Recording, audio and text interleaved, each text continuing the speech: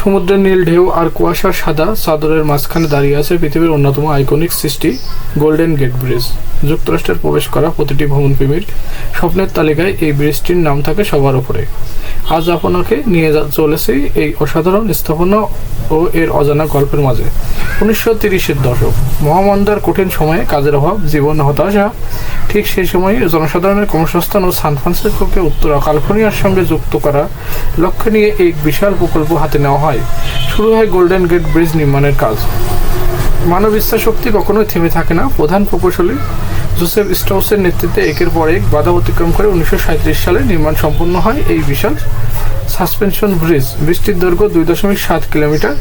মাঝের ঝুলন্ত অংশ একসময় ছিল বিশ্বের দীর্ঘতম। প্রতি মুহূর্তে হাজার হাজার গাড়ি, সাইকেল আর পথচারী পার হয় এর ওপর দিয়ে।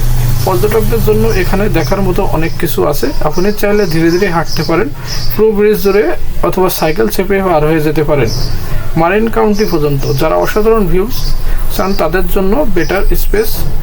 প্রত্যেকটি পয়েন্টে দেখা যায় ব্রিজের আলাদা রূপ, আলাদা সৌন্দর্য। গোল্ডেন গেট ব্রিজ শুধু একটি ব্রিজ নয়, এটি মানুষের দৃঢ়তা, প্রযুক্তির উন্নয়ন আর সৌন্দর্যের জীবন্ত প্রতীক। এত বছর পরেও এটি সান ফ্রান্সিসকোর পরিচয়, আমেরিকার শক্তি আর বিশ্বের স্থাপত্যের এক অনন্য বিস্ময়।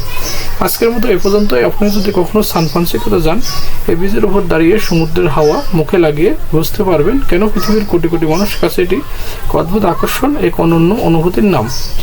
ভিডিওটি যদি আপনার কাছে ভালো লেগে থাকে অবশ্যই আমাদের চ্যানেলটি সাবস্ক্রিপশন করে দেবেন।